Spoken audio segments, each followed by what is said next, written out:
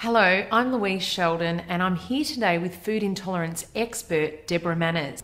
Okay, so what type of tests are available for perhaps finding out about your food intolerances? We get that one as well. We get asked this one. There are 5 types of tests. Of course, you can go to the doctor and have blood tests. And that might lead the doctor to say, oh, okay, we have a bit of an inconclusive result here. I really need to send off some more blood to have some more tests on that. So you can end up having a series of blood tests. There are breath tests, and they can be quite useful for noticing sugar intolerances, lactose and fructose.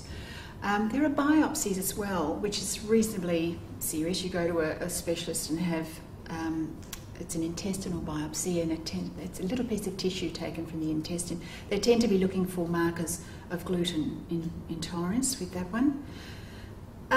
There are also the stool tests, which are the most recent DNA testing, and they're looking for markers of either fructose, hereditary fructose intolerance, or gluten.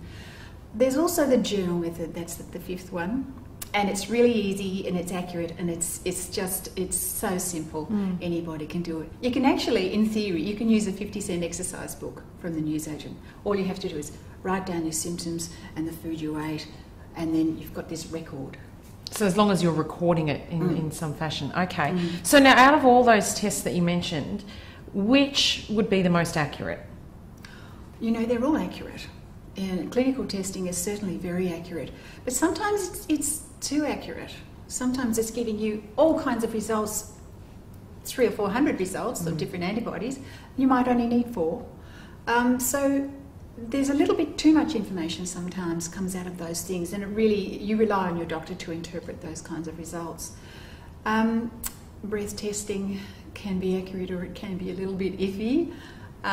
We get a lot of people writing to us who've had the breath test, and everybody I've ever heard of who had the breath test for fructose intolerance turns up positive. Well, I'm not a great statistician, but I really don't see that as being a realistic outcome. But it can be an indicator, sure. The accuracy, I suppose, of the journal is the main thing.